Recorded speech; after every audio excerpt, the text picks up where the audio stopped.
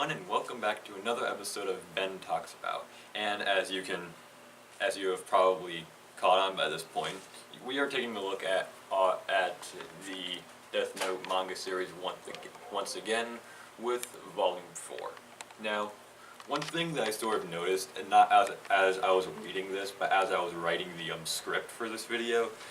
and I was trying to find all the major important scenes for it. One thing I sort of noticed was a sort of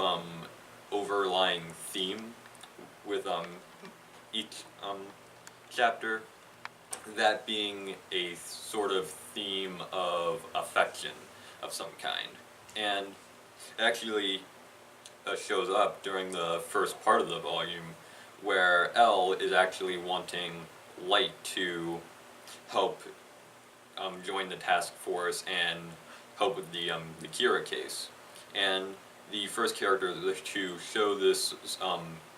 sort of affection theme is actually Light's father, who, if I haven't mentioned already, is also part of the task force who are being involved with the Kira case.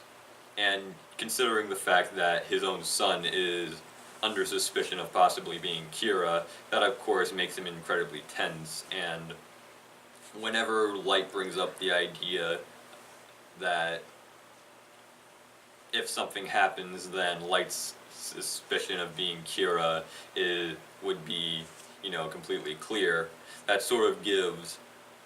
his father a sort of sigh of relief, which makes sense, as he does legitimately care about his son being a father and all. And by the end of the volume, he actually turns out to be pretty much a complete nervous wreck by the end of it.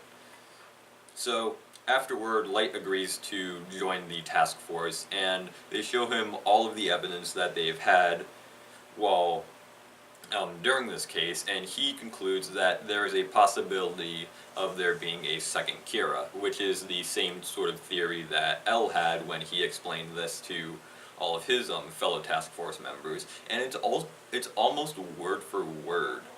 the exact same sort of dialogue that L had. But anyway, since they both agree that there might be a second Kira, L decides to come up with a plan to deliver them a sort of fake message, and he wants Light to not only write the script for the fake message, but also play the role of Kira, which Light ends up doing, as he really doesn't have that much of a choice, as if he refused to do so, it's most likely that his L's suspicion of Light being Kira would be increased. So anyway, they send the message, and we then get our, I guess you could say, our second look at who the second Kira is, if you count the ending card of the previous volume, who turns out to be a sort of blonde airhead named Misa Amani. Now, the character of Misa has a sort of reputation in the Death Note fandom, as many people would consider her to be one of the worst, if not the worst, characters in the entire series. But for the first few parts of the volume where she appears, and the only sort of persona that she has is that of the second Kira. Sorry if you can hear vehicles in the background. But considering all that, she doesn't start off as that much of a unlikable character. After all, she managed to fool everyone on Sakura TV that she was the real Kira, and she's been able to send all of these messages to the task force and all of that. And of course, she was responsible for the whole Sakura TV incident, and she did think of all this stuff ahead. So she doesn't really start off as very much of a, I guess you could say, unlikable character, but she does indeed make a lot of dumb decisions. And one of those first decisions is during the message that she gives to the task force in this volume, where she not only talks about the Shinigami eyes, which allows her to see the names of anyone that she comes across, and as well as their death date. But she also mentions the fact that mentions the word Shinigami, which is very frustrating, very frustrating to Light, as he pretty much thinks that this second Kira is now an idiot for saying all this stuff, but she does also manage to cause Light to get on his toes. But after he sort of recuperates, he comes to the conclusion that if this keeps on going and the second Kira doesn't give any sort of if they don't get any sort of reply from this Kira, then she might be willing to give more information out to the police, seeing as Elle believes that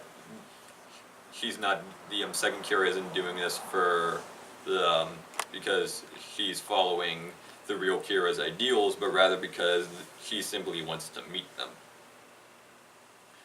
But afterward,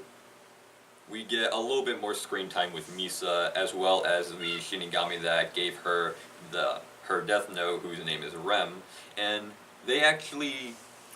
contribute a little bit to not necessarily the plot itself, but the sort of lore of the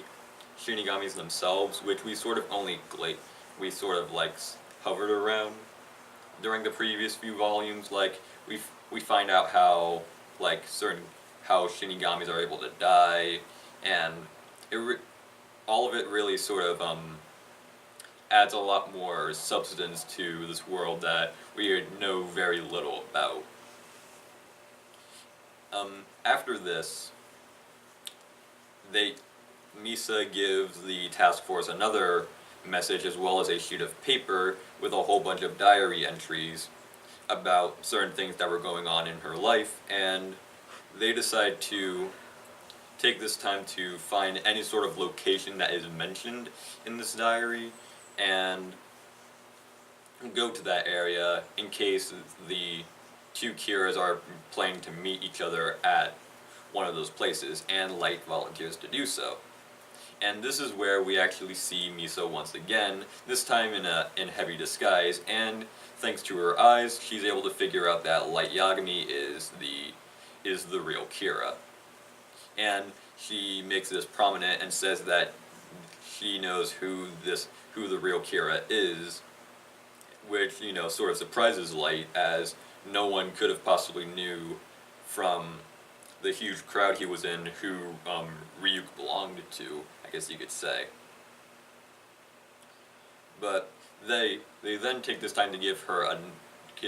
the second Kira another message, saying that they'll have complete leniency for all that they've done, as long as they not only turn themselves in, but also give them information on who this Kira is, the real Kira. And then this is when Misa finally takes the time to go over to Light Yagami's house, as she in the previous scene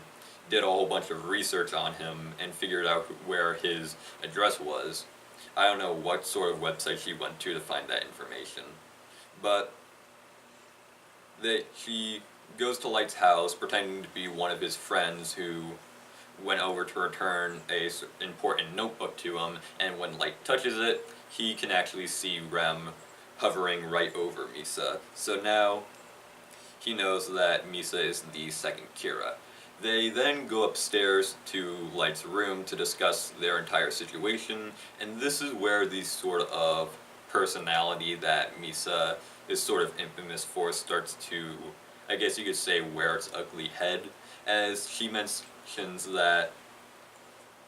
she can be Light's eyes and ears, considering, she has the Shinigami eyes, and can figure out who people's real names are. If she manages to get close to L, that could possibly lead to Light actually winning over him and figuring out his real name and being able to kill him. But the only condition that she has is that Light needs to make Misa her girlfriend. So, pretty much the rest of this entire scene pretty much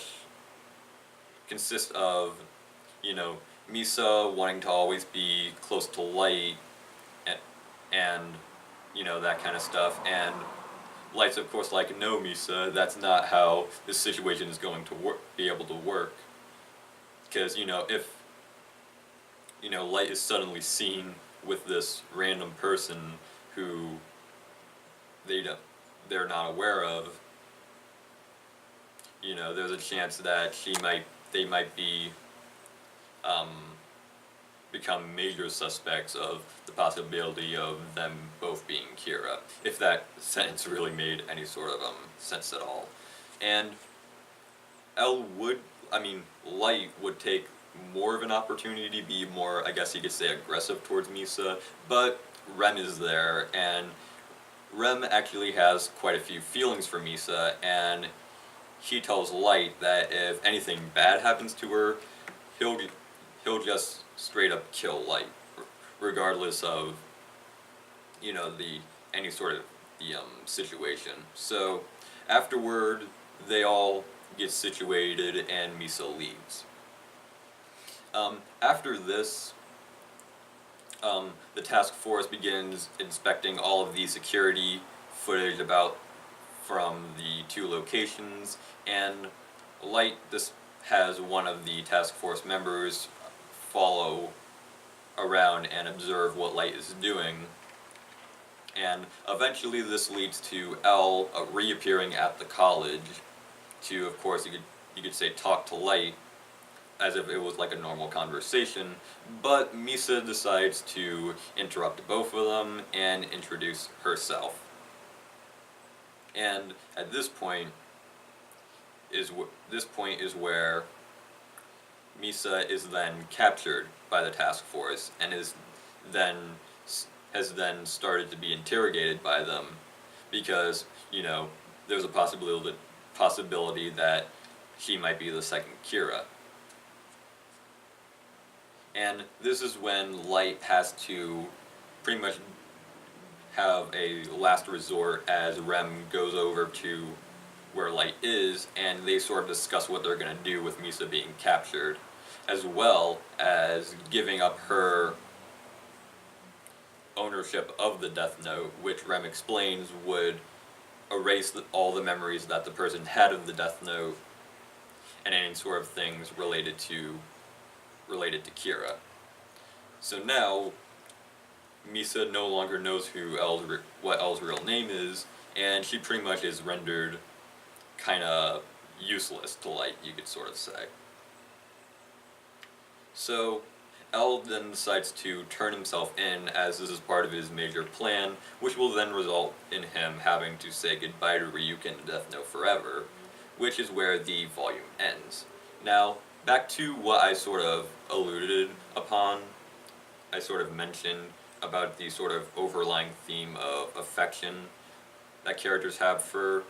one another. Of course, there's the likes of Misa having affection for, Light, but then there's also the likes of Rem, who has feelings for the likes of Misa, which is which goes to show how different Shinigamis can act from one another, as Ryuk is pretty much the exact opposite of Rem. And speaking of which, Rem seems to have contributed more to the plot than even Ryuk has in the past few volumes. But the other main sort of moment of affection is between L and Light, as there's a sort of feeling inside L where he actually doesn't want Light to actually be the real Kira, because he actually mentions that Light was one of his first real friends, which is actually kind of sad when you think about it. And it sort of delves a bit more into who L is as a character and makes you more interested about, his past and all that. And of course I already mentioned Light Yagami and his father, and how that's sort of, how the ending of the volume sort of mirrors how Light's father felt at the beginning of the novel. And it's surprising that I managed to figure out that sort of theme for this volume in particular, compared to the first three. Like, why did it take me too long to finally find something like this? all the way up to the fourth volume.